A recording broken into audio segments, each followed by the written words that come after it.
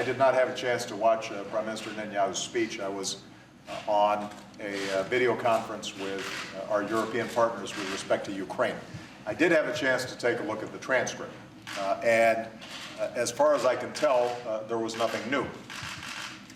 The Prime Minister, I think, appropriately pointed out that the bond between the United States and America is unbreakable, and on that point I thoroughly agree.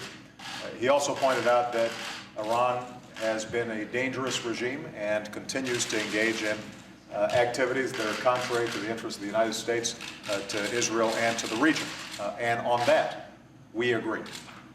He also pointed out the fact that Iran has repeatedly threatened Israel and engaged in the most venomous of anti-Semitic statements. And no one can dispute that.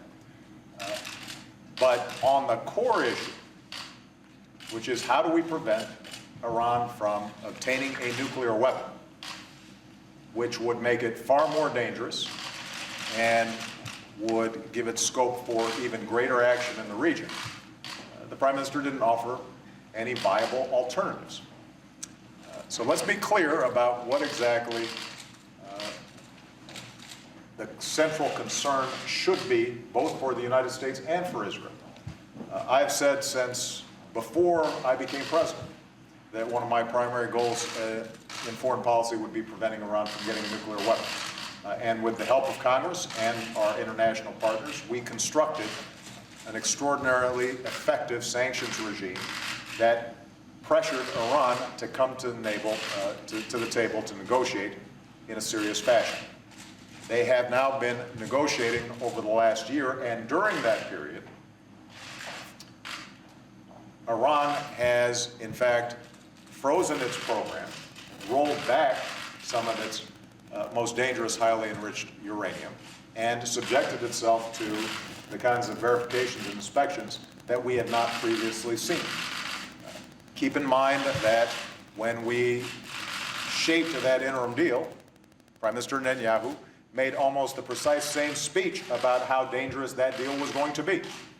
And yet, over a year later, even Israeli intelligence officers, and in some cases members of the Israeli government, have to acknowledge that, in fact, it has kept Iran from further pursuing its nuclear program.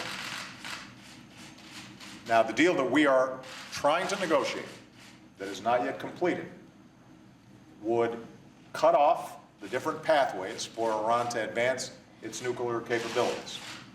It would roll back some elements of its program. It would ensure that it did not have what we call a breakout capacity that was shorter than a year's time. And it would subject Iran to the most vigorous inspections and verifications regimes that have ever been put in place.